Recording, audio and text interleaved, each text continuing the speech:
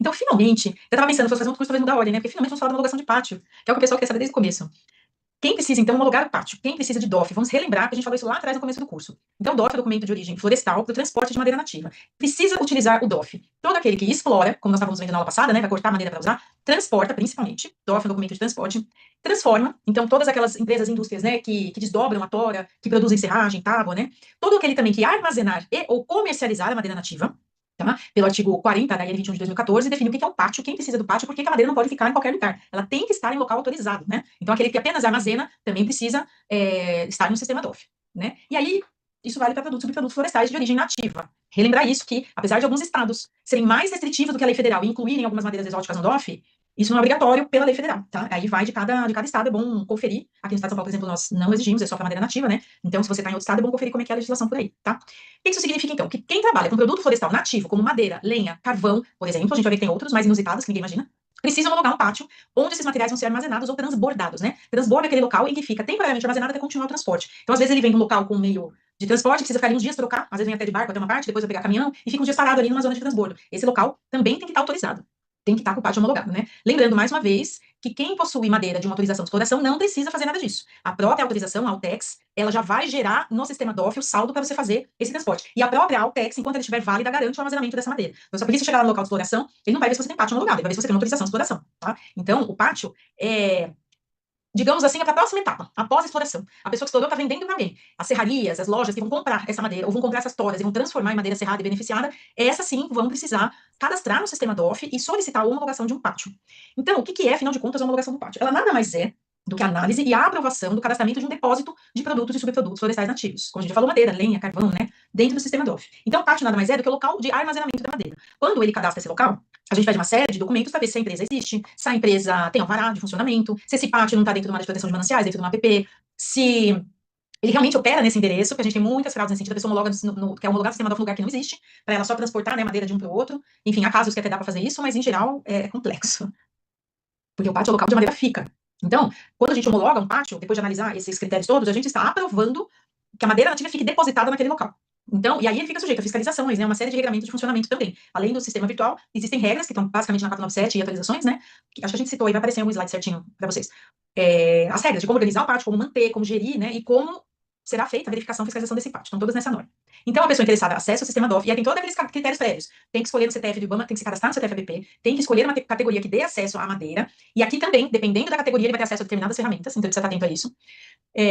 Por exemplo, vamos supor que uma loja de material de construção escolhe a categoria, acho que é 50, 21, 50, que é armazenamento. Ele não vai conseguir emitir DOF. Mas ele é um comércio, ele está vendendo madeira, ele precisa emitir DOF. Então, ele precisa inserir uma categoria de comércio de madeira, certo? Para poder dar baixa nesse estoque que ele vai vendendo, né? Porque, como a gente falou várias vezes, qual que é o objetivo? Que o virtual seja um espelho do pátio físico.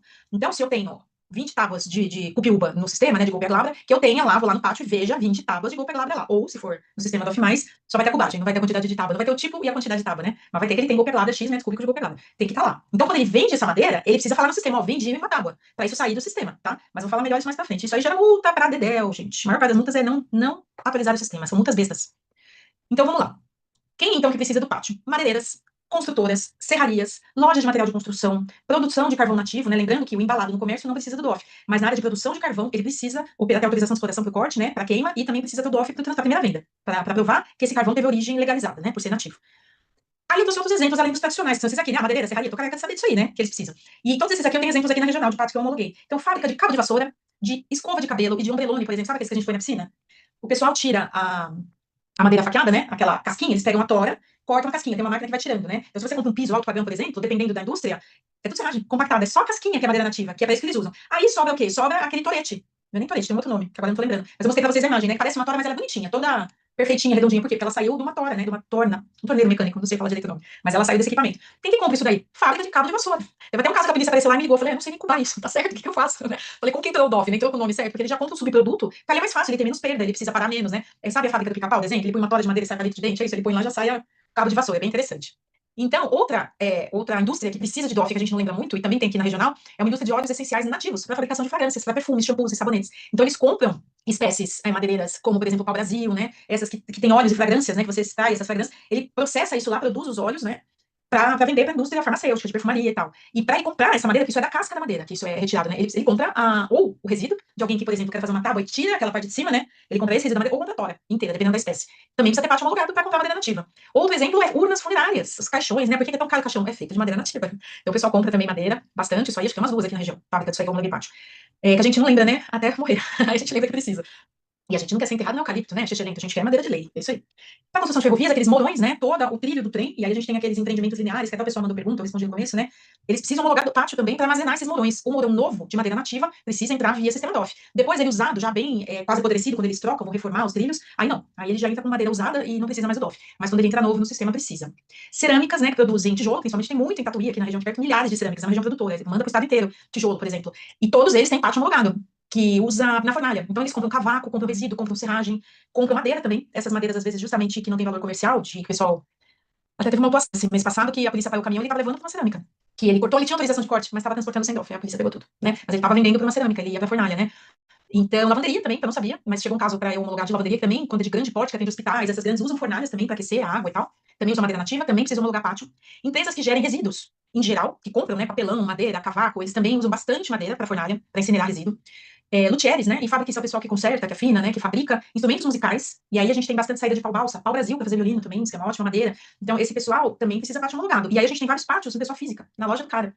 Alguns não tem loja, ele é artesanal. A loja na garagem dele, né? Eu falo loja, mas então aí a gente tem pátio homologado, nesse caso, por exemplo, em nome de pessoa física. Mas ele tem o endereço físico, enfim, tem uma série de condição que ele tem que atender para homologação, né? Além disso, fábrica de móveis e de artigos de decoração de madeira em geral, né? Esse é mais comumzinho. Às vezes a gente esquece, né? Que a mesa da sala, essas coisas também precisa ser fabricada por alguém que tenha o sistema DOF para compra da madeira, né?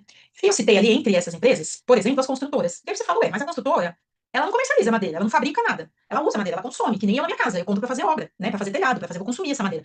Por que então que é exigido o pátio das construtoras, né? E a gente ainda escuta bastante reclamação disso, das construtoras. Porque no caso das construtoras, o que a gente pede? Elas até tentam ter uma central de transbordo, mas pela legislação, o correto, o que é? E aí quem trabalha com construtora, aí já também já fica sabendo. O pátio, segundo o artigo 40 da N21 de 2014, é local de armazenamento. Ele vai comprar madeira e ela vai para a obra. Então, o entendimento nosso do IBAMA é que cada obra, cada canteiro de obra precisa ter um pátio homologado. Se a construtora quiser ter uma central de compras, tudo bem, mas ela vai ter que ter um pátio na central e um pátio nas obras, porque aí ela mesma vai emitir DOF para ela mesma, né? Ela compra pela central e manda para a obra, mas geralmente a obra não é a construtora sozinha, é um outro CNPJ, né, que une a parte de vendas, como que fala, eu esqueci o nome agora.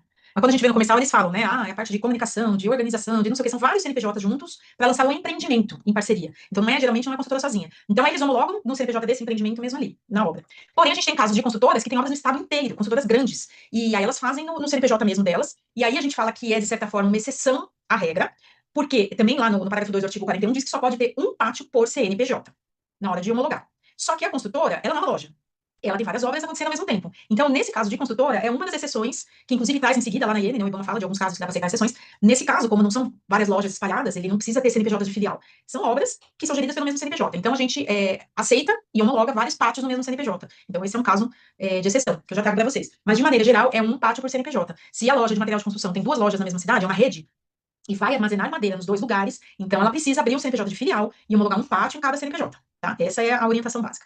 Mas, voltemos às construtoras. Consumidor de madeira. E aí eu peguei uma foto que tem bastante madeira, para ninguém achar que não vai madeira na obra do edifício, vai bastante madeira. Geralmente no começo, a fundação eles usam eucalipto, mas depois do resto da obra eles compram bastante madeira nativa. Isso aí dá um debate enorme, levando o IBAMA, uns anos atrás, a lançar uma circular. É enorme o documento, tá? Tem umas 20 páginas. Eu trouxe só uns trechinhos aqui para vocês, né? Em que o IBAMA justifica por que as construtoras precisam homologar pátio. Então, eles estão falando das exigências das empresas junto ao CTF, qual que é o objetivo da homologação. E aí chega nesse texto aqui que eu falei com vocês. Ó. Por analogia, se a atividade do comprador destinatário exigir CTF, o que abrange todo o comércio varejista de produtos e subprodutos florestais, construtoras, indústrias, etc., não poderá ser emitido o DOF de consumidor final, devendo ser feita obrigatoriamente a oferta e o aceite pelo sistema DOF com consequente transferência de dados. Então, ele está falando sobre as atividades, no CTF principalmente, mas as atividades produtivas, que têm grande impacto na cadeia madeireira. E por que elas são controladas? E no caso das construtoras, como nós falamos, elas consomem muita madeira. Então, uma construtora, por exemplo, que faz obra pública, vai fazer várias obras, encosta lá na madeira e fala, me vê aí 50 metros cúbicos de madeira. Se ela não tem pátio homologado, essa madeira não necessariamente precisa, como que eu posso dizer isso, né? Para quem emite DOF consumidor final, ainda ok, tá saindo via sistema DOF. Mas o que a gente via muito era comprar sem DOF, as madeireiras comprando madeira sem DOF nenhum. Porque a gente sabe, e isso a gente ouve relatos do próprio, das madeireiras, das lojas, o pessoal encosta caminhão lá e fala, ó, Tem madeira nativa aí, eu vendo pela metade do preço pra você porque não tem DOF. Isso acontece, gente. Eles falam, nossa, ainda tem comércio legal com todo esse controle, biografia. Tem, muito. E aí a madeira que não quer ter o trabalho de homologar pátio, de fazer tudo, ela compra essa madeira. Ela vai consumir rápido. Essa é uma madeira que some rápido da fiscalização. Quem entrou na obra, eles já vão consumindo, né? Então é difícil você. A polícia, eventualmente, eles fazem essas fiscalizações, até mais por denúncia nossa. Mas é difícil parar lá e cubar a madeira. Metade já foi usada no dia, né? Então, acabava alimentando um comércio ilegal de madeira, muito grande. E se não ilegal, irregular. Porque, como a gente falou, as madeireiras precisam também estar cadastradas no CTF. E muitas, dependendo da cidade pequena, de obra pequena, não estavam. Então, você emite esse DOF para isento de CTF ou de consumidor final, e ela vai consumindo essa madeira, ela está irregular, ela não está pagando os impostos, as taxas, enfim, ela também está funcionando de maneira irregular. E o IBAMA entendeu que elas estão fomentando, elas são um mercado enorme, estão fomentando muito o mercado da ilegalidade, da irregularidade. Então ele entende, ele explica isso nas páginas anteriores e chega aqui. Ou seja, se a atividade de quem está comprando exige CTF, ou seja, tem impacto ambiental, polui, degrada o meio ambiente de alguma forma, consome recursos naturais, eles são obrigatoriamente comprar DOF via oferta aceite. Ou seja, precisa ter um pátio homologado, porque sem pátio não dá para fazer oferta. Lembra que a gente falou da oferta na aula passada? Vamos falar mais dela hoje um pouco. Mas sem pátio homologado você não faz oferta. Isso para forçar as madeireiras a se regularizarem. Então, ele continua. O diferencial da inserção de uma explicação adicional, instalação e manutenção de empreendimentos, na descrição dessa categoria, é que ela habilita a construtora também a emitir DOF. Por exemplo, em caso de remanejamento de estoque de madeira entre diferentes locais, obras, que no sistema serão cadastradas como pátios, ao concluir uma determinada obra, a construtora deverá fazer as destinações e remessas dos estoques remanescentes, zerando os saldos desse determinado pátio ou obra, devendo cancelá-lo em seguida. Então, além de toda essa questão do controle legal da madeira, também permite que a madeireira opere corretamente o sistema, indicando o que está sendo consumido, o que eu vou mandar, sobrou daqui, eu vou pôr na outra obra. Então, fica tudo bonitinho no sistema, né? Eu vou falar isso mais pro final, mas o trâmite é esse. Eles são consumidores. Acabou de usar madeira? Existe uma ferramenta no sistema chamada destinação final, que está habilitada para todas aquelas categorias no CTF que dão acesso à madeira. Então, toda e qualquer categoria que dá acesso ao sistema DOF dá acesso à ferramenta destinação final. Então, ela é fundamental para manter, principalmente dos consumidores, quando a gente homologa o pátio, a gente até manda texto, né? Atenção, consumidores, né? Comerciantes, embaixo, atenção, consumidores, né? Não deixe de indicar o consumo. Quem mais está consumindo? Fábrica de móveis, por exemplo, fábrica de tudo aquilo que a gente viu. Ele está comprando a madeira para produzir outra coisa. O produto acabado sai do sistema. A madeira que ele usou na obra desaparece, vira uma viga, vira uma porta, ele está usando lá dentro, né? A madeira que eu estou fazendo instrumento musical vira violino, vira, né? Então, ela sai do controle do DOF. Como que a gente tira essa madeira de lá? Entra lá na ferramenta destinação final e tem as opções, eu devia trazer uma telinha dessa, essa eu não pensei. Tem as opções lá dentro de tipo de destinação que a gente pode dar. Então, tem geração de calor e energia, por caso de quem vai incinerar a madeira, né? A cerâmicas, esse pessoal, fábrica de móveis, fábrica de artefatos de madeira, consumo em obras de construção civil. Tem dano também, né? Às vezes a madeira fica na chuva, fica no sol, apodrece, estraga. Você também consegue, madeira danificada vai ser moída. Você também consegue informar isso no sistema que você está tirando. Porque, minha gente, na hora que for falar da fiscalização, tudo que não for igual do sistema vai gerar multa, certo?